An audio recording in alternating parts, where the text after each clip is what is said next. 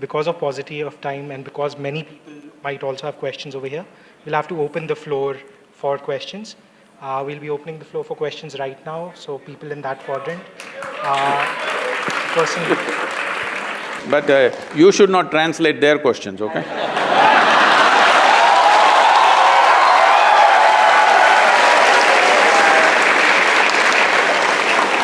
I have a question that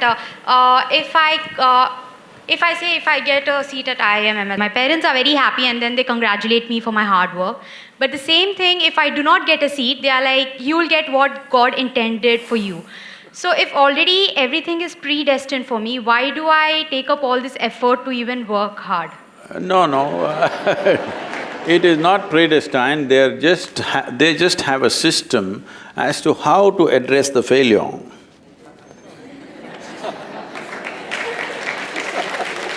They don't want you to get totally frustrated and agonized by something that did not work. This is God's intention, just enjoy the God slap. Okay, this is an effective way of creating solace. This is not a solution, but this is a solace, this is a psychological process that somebody is trying to diminish your suffering for that moment so that you understand you are in greater plan. That's why you didn't get the admission. Namaskaram, Sadhguru. My question is, everybody has got their own dream, especially related to career. But sometimes the dream of a child goes against the willingness of his parents.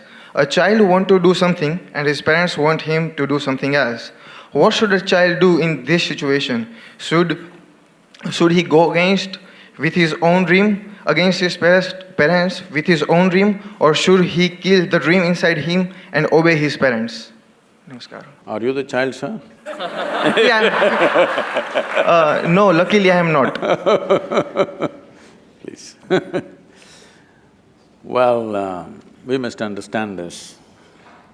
If what we want to do is not in an already laid out path, if you want to do something different, if you think you will ever do it with everybody's approval, it'll never happen, all right?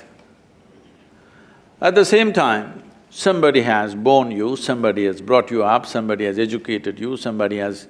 in many ways they lived their life for you. Can you just reject them and do what the hell you want? No. So, you must understand the parent and child relationship is that of love. You must increase the love volume and do what you want to do.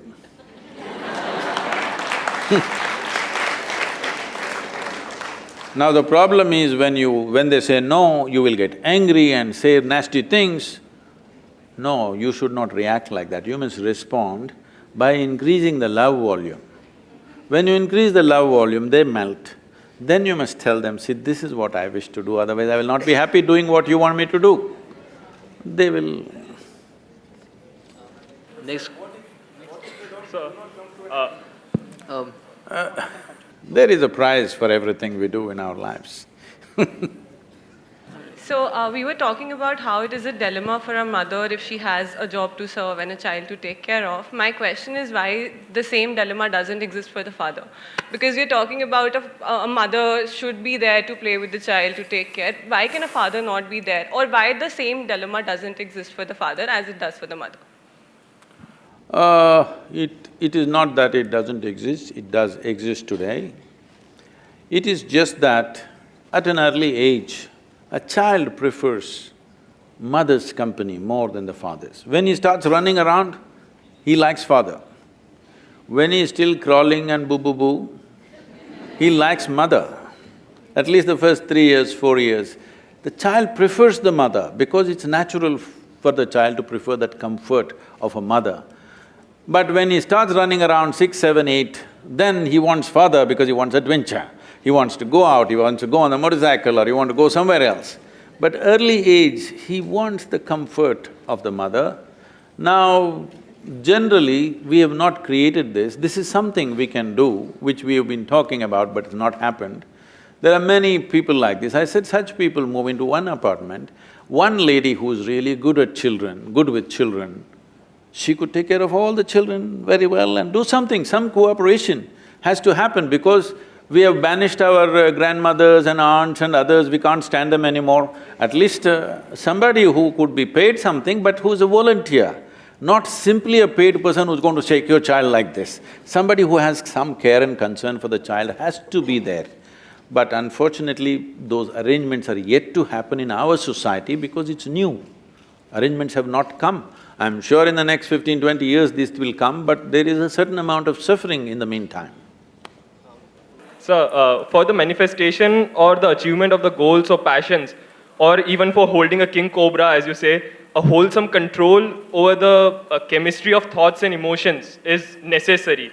So, at this point in life, with so many stimulations, opportunities, distractions, ambitions, passions, everything hovering all around, how to achieve that control over the chemistry of thoughts, emotions, and fears as well.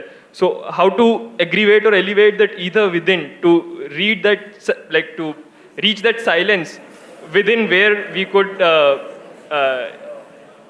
do what we want, and whatever we want becomes what it is. It's a long question, eh? See, one thing is, when it comes to what's within us, if we do not harness the prowess of this body and the prowess of this mind, you will not do anything significant, isn't it so? The question is, what methods do you have? Right now, the only methods you have is education. That is learning techniques, learning methods, learning information, exposure, this. There are other ways to do this also, where you can organize yourself that your body and your mind takes instructions from you. This is one aspect of it. It must. Your body and your mind are your most basic faculties that you have. They must take instructions from you. If they work against you, you're finished, isn't it? Right now you call this stress, anxiety, nonsense, whatever. Essentially, your intelligence is working against you. Your thought and emotion is not going the way you want it to go, it's doing its own thing.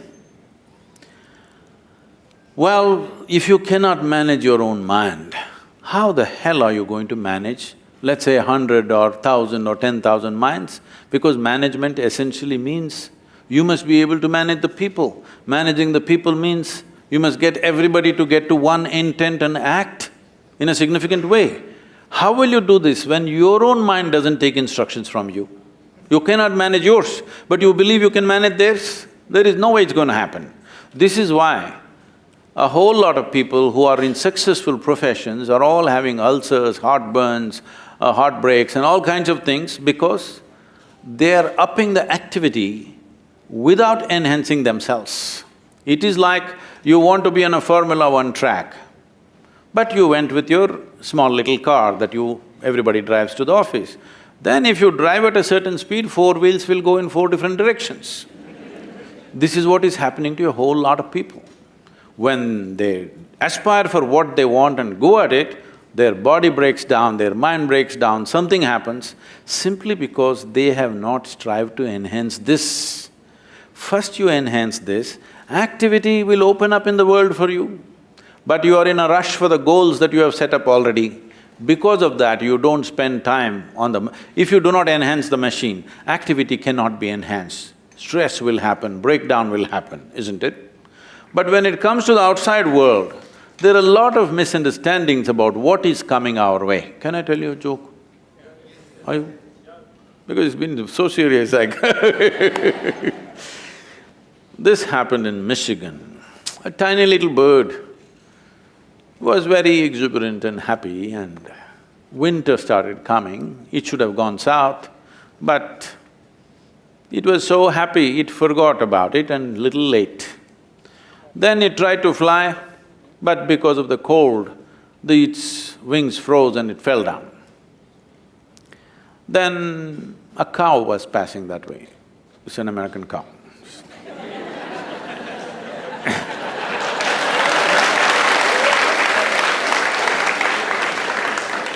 A cow was passing that way and it dropped a heap of dung and it fell right on the bird.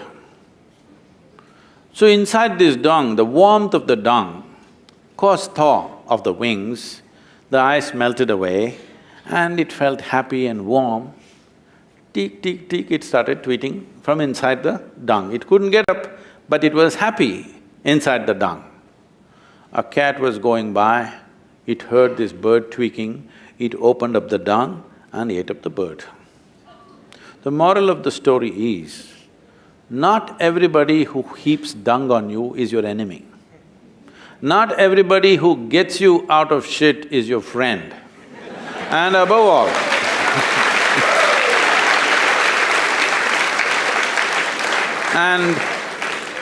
and above all, when you're in a heap of shit, keep your mouth shut.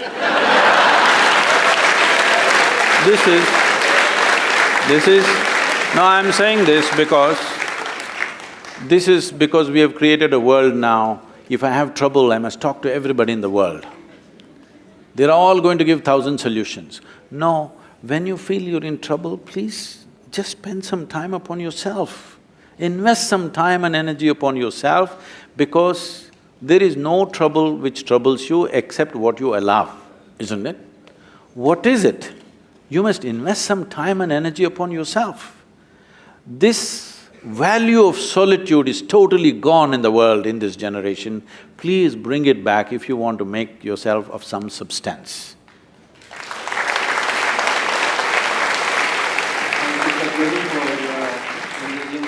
Audience. I'd like to just thank the Isha Foundation for such a wonderful show they put on. Wow. And thank you, Sadhguru, for spending so much time with us. With this, we close the session.